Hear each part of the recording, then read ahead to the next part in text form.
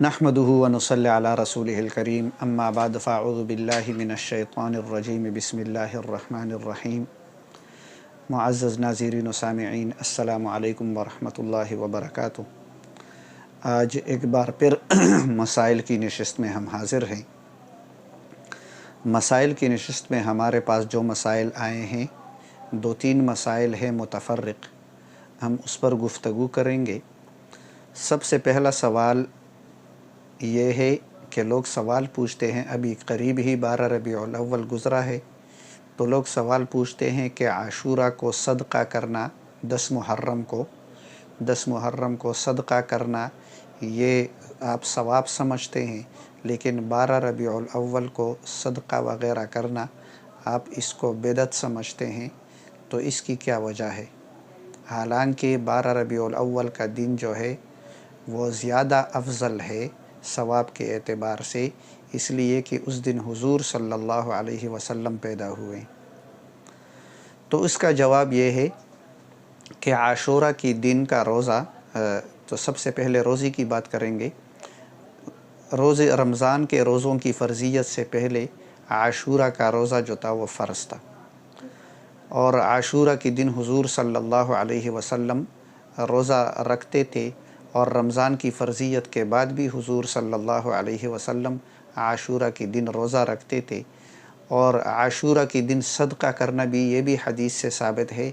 हुज़ूर सल्लल्लाहु अलैहि वसल्लम ने फ़रमाया कि आशूरा के दिन अपने घर वालों पर फ़राही किया करो, और इसकी फ़जीलत भी ये बताई है कि जो अपने घर वालों की पर फ़राही करेगा, सारे साल जो है उसके घर में फ़राही होगी, रिज़्क़ की वसअत होगी।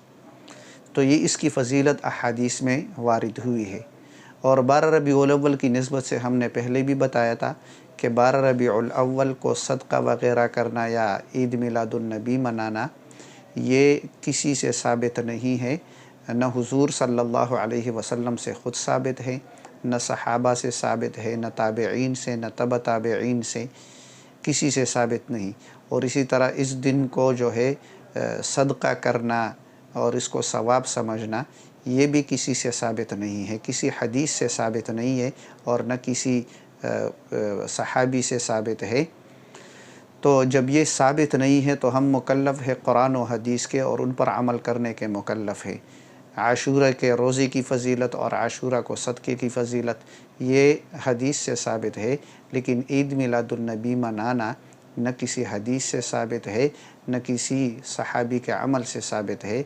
तो इस वजह से हम उस दिन को सदका करना सवाब नहीं समझते, और अगर कोई उसको सवाब समझता है तो हम कहते हैं कि ये बिदअत है, और बिदअत इख्तियार करने वाला जो है कुल्लु बिदअतिन ज़लाला, वो गुमराह है।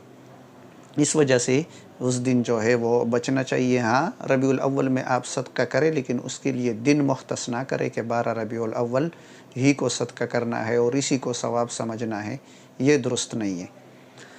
दूसरा मसला, किसी ने पूछा कि कुफ़र की तारीफ़ करें। तो कुफ़र की तारीफ़ जो है वो उलमा ने जो की है, हुज़ूर सल्लल्लाहु अलैहि वसल्लम हमारे पास जो ख़बरें लेकर आए हैं उसको हुज़ूर सल्लल्लाहु अलैहि वसल्लम की एतमाद पर सच्चा और दुरुस्त समझना और उस पर ईमान लाना, ये जो है ईमान है, और इसका इनकार करना जो है ये कुफ़र है। हुज़ूर सल्लल्लाहु अलैहि वसल्लम के ज़रिए जितनी भी बातें हमें मालूम हुई हैं और वो दीन की ज़रूरियात में से हैं, यानी वो बदाहतन साबित है, कुरान की आयत से साबित है या अहादीस मुतवातिरा से साबित हैं, तो उसका इनकार करना ये कुफ़र है। जो भी उसका इनकार करेगा वो उसका ये इनकार करना कुफ़र के ज़ुमरे में आएगा, और उसका इनकार करना जो है ये कुफ़र का सबब बनेगा। तीसरा सवाल किसी ने ये किया है कि उससे नमाज़ें क़ज़ा हो गई हैं और नमाज़ें बहुत ज़्यादा हैं, तो इसकी क़ज़ा का तरीक़ाकार क्या है? तो इसका जवाब ये है कि सबसे पहले उन नमाज़ों का अंदाज़ा लगा ले कि कितने हैं। جب اندازہ لگا لیا اور یہ بھی پتہ نہیں چلتا کہ کتنے ہیں، تو غالب گمان کے مطابق فیصلہ کرے کہ غالب گمان کے مطابق جتنی نمازیں ہیں اتنی جو ہے وہ شمار کر لے، پھر ہر نماز کے ساتھ اس کی قضا کر لے۔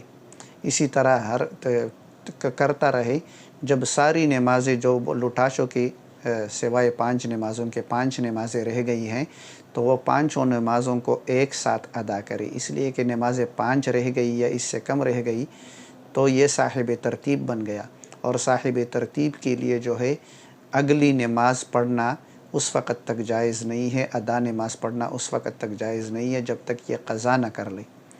تو یہ 5 نمازیں ایک ساتھ پڑھ لے اور اس کے ساتھ جو ہے نماز کی پابندی کر لیا کرے، اسی طرح پڑھ لے۔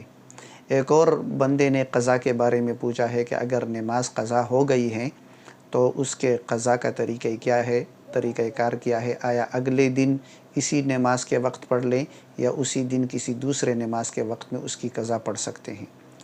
تو اس کا جواب یہ ہے کہ اگر آپ صاحب ترتیب ہیں، صاحب ترتیب وہ شخص کہلاتا ہے جس سے 5 سے زیادہ نمازیں قضا نہ ہوئی ہوں، یعنی اس سے 5 یا 5 سے کم نمازیں قضا ہوئی ہوں تو یہ صاحب ترتیب ہے۔ اگر آپ صاحب ترتیب ہیں تو جیسے ہی نماز قضا ہو گئی تو اس وقت تک ادا نماز نہ پڑھے جب تک کہ قضا شدہ نماز جو قضا ہو چکا ہے اس کی قضا نہ کر لے، اس وقت تک جو ہے ادا نماز نہ پڑھے۔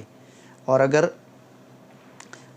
صاحب ترتیب نہیں ہیں آپ تو آپ جس وقت چاہیں اس کی قضا کر سکتے ہیں۔ عصر کی نماز قضا ہو گئی ہے، مغرب کے وقت پڑھ لے، مغرب کی نماز سے پہلے، مغرب کی نماز کے بعد، مغرب کی نماز قضا ہو گئی ہے تو عشاء سے پہلے پڑھ لے، عشاء کے بعد، ہر وقت جو ہے وہ پڑھ سکتے ہیں۔